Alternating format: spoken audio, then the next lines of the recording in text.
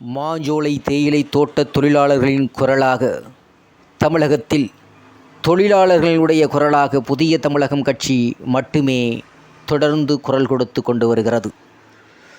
குரலற்றவர்களின் குரலாக, ஏழை எளிய மாஞ்சோலை தேயிலை தோட்ட தொழிலாளர்களின் குரலாக புதிய தமிழகம் தலைவர் டாக்டர் கிருஷ்ணசாமி அவர்கள் தொழிலாளர்களின் உரிமைக்காக போராடி வருகிறார் என்பது குறிப்பிடத்தக்கதாக இருக்கிறது. நேற்று அவர் வெளியிட்டுள்ள செய்தி அறிக்கையில், மாஞ்சோலையை வலியோருக்கு தாரை வார்க்க எளிய மாஞ்சோலை மக்களை வஞ்சிக்கலாமா, வெளியேற்ற முயற்சிக்கலாமா என்ற ஒரு கேள்வி பதிலோடு தனது செய்தி அறிக்கையை பதிவு செய்திருக்கிறார். அந்த செய்தி அறிக்கையில் என்ன பதிவு செய்திருக்கிறார் என்பது பற்றி நமது கடையர் டிவியில் என்ன என்பதை பற்றி நாம் பார்க்க போகிறோம். மாஞ்சோலை தேயிலை தோட்ட தொழிலாளர்கள் தாங்கள் 6 தலைமுறைகளாக வசித்து வரும் மாஞ்சோலை வனப்பகுதியிலிருந்து தங்களை வெளியேற்றப்படக்கூடாது, தங்களுக்கான வாழ்வாதாரத்தை தங்கள் பூர்வீகமான மாஞ்சோலை பகுதியிலேயே ஏற்படுத்தி தரப்பட வேண்டும் என கடந்த 2 மாத காலமாக பல்வேறு விதமான போராட்டங்களை முன்னெடுத்து வருகிறார்கள். கடற்பகுதியிலிருந்து 1500 முதல் 2000 மீட்டர் உயரத்தில் உள்ள குளிர்ந்த சீதோசன நிலைக்கு பழக்கப்பட்டு அங்குள்ள வனங்களை சார்ந்த தொழில்கள் மட்டுமே பயிற்சி பெற்ற 600 குடும்பங்களின் வாழ்வாதாரத்தை வனப்பகுதிக்கு வெளியே ஏற்படுத்த அரசு சிந்திப்பதே இயற்கை நியதிக்கு முரணானதும் 2006 வன உரிமை சட்டத்திற்கும் எதிரானதாகும். 8373 ஏக்கர் வனப்பரப்பளவில் தேயிலை, காப்பி, ஏலக்காய் போன்ற வனப்பயிர்களை பயிரிட்டு வரும் பிபிடிசி நிறுவனம் 1951ஆம் ஆண்டு தோட்டத் தொழிலாளர்கள் சட்ட விதிகளுக்கு உட்பட்டு செயல்பட வேண்டும். ஆனால் கடந்த காலங்களில் சட்ட உரிமைகள் எதையும் வழங்காமல் தொழிலாளர்களை மனிதநேயமற்ற முறையில் கசக்கி பிழிந்ததோடு மிக குறைவான சம்பளம் கொடுத்து வந்ததால் தான் 1998ஆம் ஆண்டு மிகப்பெரிய போராட்டங்கள் வெடித்தது. இப்பொழுதும் அதே போன்ற மனிதநேயமற்ற முறையில் மாஞ்சோலையை பூர்வீகமாக கொண்ட தொழிலாளர்களை அங்கிருந்து விரட்டியடிக்கும் முயற்சியில் ஈடுபட்டு வருகிறது. பிபிடிசி நிறுவனம் ஏற்கனவே அரசுக்கு குத்தகை வரி பாக்கி ரூபாய் 300 கோடி மற்றும் நீதிமன்ற உத்தரவுப்படி ரூபாய் 700 கோடி என 1000 கோடிக்கு மேலாக அரசுக்கு குத்தகை செலுத்த வேண்டியிருக்கிறது. கடந்த 99 வருடத்தில் பல்லாயிரக்கணக்கான தொழிலாளர்களை அட்டை பூச்சிகளைப் போல் சுரண்டி பல்லாயிரக்கணக்கான கோடி ரூபாய் லாபம் ஈட்டி ஜின்னா பேரனின் கம்பெனி தன்னுடைய மோசமான குணத்தை கொஞ்சம் கூட மாற்றிக்கொள்ளாமல் தாங்கள் வெளியேற்றுகின்ற பொழுதும் தொழிலாளர்களுடைய வாழ்வாதாரத்தை பறித்து அவரது வயிற்றில் அடித்து அரசுக்கு செலுத்த வேண்டிய ரூபாய் 1000 கோடியையும் ஏப்பமிட்டுவிட்டு ஓட நினைக்கிறது. இந்த மோசடி நிறுவனத்திற்கு அரசு துணை போகலாமா என்று புதிய தமிழகம் தலைவர் டாக்டர் கிருஷ்ணசாமி அவர்கள் நமது தமிழக அரசுக்கும் மத்திய அரசுக்கும் கேள்வி எழுப்பியிருக்கிறார். மேலும் 2028ஆம் ஆண்டு பிப்ரவரி மாதம் 11ஆம் தேதி தான் பிபிடிசி நிறுவனத்திற்கான இறுதிக்கடு. அதற்கு 4 வருடங்களுக்கு முன்பாகவே தொழிலாளர்களை திட்டமிட்டு வெளியேற்ற பிபிடிசி நிறுவனம் சதி செய்து விருப்ப ஓய்வு திட்டம் என்ற பெயரில் தொழிலாளர்களிடம் கட்டாயப்படுத்தி கையெழுத்து பெற்றதன் உண்மைத்தன்மை குறித்து பல துறைகளை கையிலே வைத்திருக்கும் மாநில அரசு இந்த பிரச்சினை விஸ்வரூபம் எடுப்பதற்கு முன்பாகவே விசாரணை நடத்தி பிபிடிசி நிறுவனத்தின் மீது நடவடிக்கை எடுத்திருக்க வேண்டுமல்லவா? ஜூன் மாதம் 8ஆம் தேதிக்கு முன்பாகவே கட்டாயப்படுத்தி தொழிலாளர்களிடம் கையெழுத்து பெறப்பட்ட சம்பவம் அறிந்து ஜூன் மாதம் 9ஆம் தேதி தொழிலாளர் நலத்துறை ஆணையரிடமும் இணை ஆணையரிடமும் மாவட்ட ஆட்சியரிடமும் புதிய தமிழகம் கட்சி வழக்கறிஞர் குழு சார்பாக புகார் அளித்து 1.5 மாதம் ஆகியும் அதை ரத்து செய்யாமல் மாங்காய் புளித்ததோ வாய் புளித்ததோ என்பதைப் போல தொழிலாளர்களை விருப்ப ஓய்வில் செலுத்த நிறுவனம் கட்டாயப்படுத்தினால் தொழிலாளர் ஆணையத்தின் புகார் அளிக்கலாம் என தொழிலாளர் நலத்துறையினர் ஏற்கனவே அறிவித்திருக்கிறார்கள் என்று திருநெல்வேலி மாவட்ட பொறுப்பு அமைச்சர் தங்கம் தென்னரசு அவர்கள் கொடுக்கின்ற அறிக்கையில் எந்தவித நியாயமும் இல்லை, உண்மையும் இல்லை. தொழிலாளர்கள் சார்பாகவும் நமது சார்பாகவும் தொடரப்பட்ட வழக்குகள் மதுரை உயர்நீதிமன்றத்தில் ஜூலை 8 மற்றும் 22 தேதி விசாரணைக்கு வந்தபோது கட்டாய விருப்ப ஓய்வு கடிதங்களை ரத்து செய்கிறோம் அல்லது ரத்து செய்து விட்டோம் என்று நீதிமன்றத்தில் சொல்லத் தவறியது ஏன்? மாஞ்சோலையை விட்டு வெளியே போகிறோம், மாஞ்சோலைக்கு அப்பால் வீடு கொடுங்கள், ஆடு கொடுங்கள், மாடு கொடுங்கள், இடம் கொடுங்கள், கடன் உதவி கொடுங்கள் என்று எந்த தொழிலாளியும் அரசை அணுகவில்லை, மனு கொடுக்கவும் இல்லை. அவர்கள் கேட்பதெல்லாம் 2006 வன உரிமை பாதுகாப்பு சட்டத்தின்படி அவர்கள் வாழ்வுரிமை அங்கேயே பாதுகாக்கப்பட வேண்டும் என்பதுதான். ஆனால் அதை பற்றி சிறிதும் குறிப்பிடப்படாமல் மாஞ்சோலை தோட்ட தொழிலாளர்களுக்கு சலுகைகளை அரசு அள்ளித்தரும் என்று அமைச்சர் தங்கம் தென்னரசு அவர்களின் அறிக்கை வியப்பாக உள்ளது.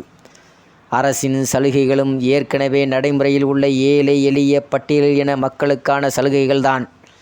இதுபோன்ற வேலை இழந்து வரக்கூடிய மக்களுக்காக புதிதாக எந்தவித திட்டத்தையும் அரசு அறிவிக்கவில்லை.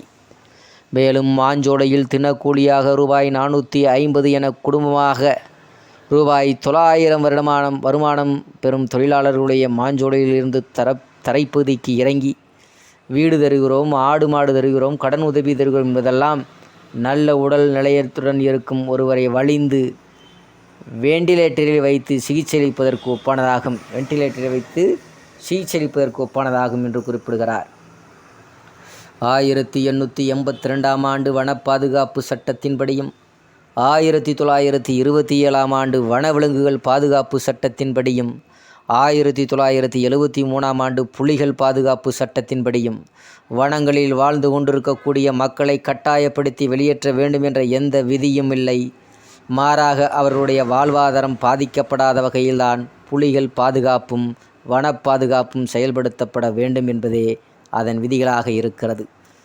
நேற்றைய முன்தினம் 27/7/2024 அன்று 18 மாஞ்சோலை தேயிலை தோட்ட தொழிலாளர்களை சென்னை அழைத்து சென்று சென்னை பத்திரிகையாளர் மன்றத்தில் பத்திரிகையாளர் சந்திப்பை ஏற்பாடு செய்திருந்தோம்.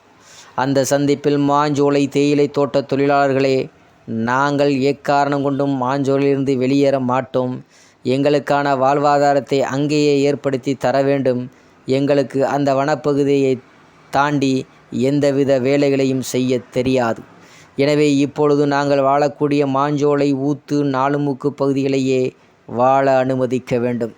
அரசு ஏதாவது உதவி செய்வதென்றால் வனத்தை சார்ந்த வேளாண்மைகளை செய்வதற்கும் அதை விரிவுபடுத்துவதற்கும் அங்கேயே அவர்களுக்கான குடியிருப்புகளை புதுப்பித்து தருவதற்கும் ஏற்பாடு செய்து தர வேண்டும் என்று அவர்கள் அரசுக்கு உருக்கமான கோரிக்கை வைத்திருக்கிறார்கள். அவர்களின் உறுதியான முடிவு உலகெங்கும் இருக்கக்கூடிய தமிழ் மக்களின் அனைவரது மனதிலும் பதிந்துவிட்ட நிலையில் மாஞ்சோலை எனும் சோலை வனப்பகுதியில் இருந்து வெளியேற்றிவிட்டு பாலைப்பகுதியில் குடியமர்த்த அரசின் சலுகை அறிக்கை வெளியிடப்பட்டுள்ளது. மாஞ்சோலை தேயிலை தோட்ட தமிழ் மக்களை அப்பகுதியிலிருந்து அப்புறப்படுத்தப்பட்டால் இதுவே தமிழகத்தில் வால்பாறை, கூடலூர், ஹைவேஸ் உள்ளிட்ட பிற பகுதிகளில் வரக்கூடிய லட்சக்கணக்கான தமிழர்களையும் வருங்காலங்களில் வெளியேற்றுவதற்கும் வழிவகுக்கும் என்பதை சுட்டிக்காட்ட விரும்புகிறோம். நாளை 30/7/2024 அதாவது இன்று நாம் தொடுத்த வழக்கின் இறுதி விசாரணை மதுரை உயர்நீதிமன்ற கிளையில் வருகிறது. கடந்த விசாரணையின் போது மாநில அரசு நல்ல தீர்க்கமான முடிவு வர வேண்டும் என்று நீதியரசர்கள் உத்தரவிட்டிருந்தார்கள். மாஞ்சோலை மக்களின் வாழ்வாதாரத்தை மாஞ்சோலையிலே உறுதிப்படுத்துவதற்கு பதிலாக அவர்களின் வாழ்வுரிமையை பறித்துவிட்டு வாழ்வாதாரமற்றவர்களாக்கி அவர்களை நடுத்தருவுக்கு கொண்டு வந்து அனாதைகளாக்கி யாசகம் கேட்பவர்களாக மாறுகின்ற வகையில் அரசு உதவி என்ற பெயரில் மாநில அரசு அறிக்கை ஒன்றை வெளியிட்டுள்ளது. அரசின் அறிக்கை பட்டுக்கோட்டைக்கு வழிகட்டால் கொட்டப்பாக்கியம் விலை கூறுவதற்கு ஒப்பானதாக இருக்கிறது. தமிழ்நாடு முதலமைச்சர் அவருடைய உத்தரவின் பேரில் திருநெல்வேலி தென் மாவட்ட பொறுப்பு அமைச்சராக உள்ள தங்கம் தென்னரசு அவருடைய அறிக்கை முழுக்க முழுக்க ஏற்கனவே அரைத்த மாவுதான். இதைத்தான் கடந்த 3 மாதங்களாக காலங்காலமாக பிபிடிசி மூலமாக தொழிலாளர்கள் மத்தியிலே பரப்பி வருகிறார்கள். பிபிடிசி தான் அவர்களை வெளியேற்றுகிறது, அரசு அல்ல என்ற முகத்திரையை விலக்கி அரசுதான் முழுக்க காரணம் என்பது இப்பொழுது வெட்ட வெளிச்சமாகிறது.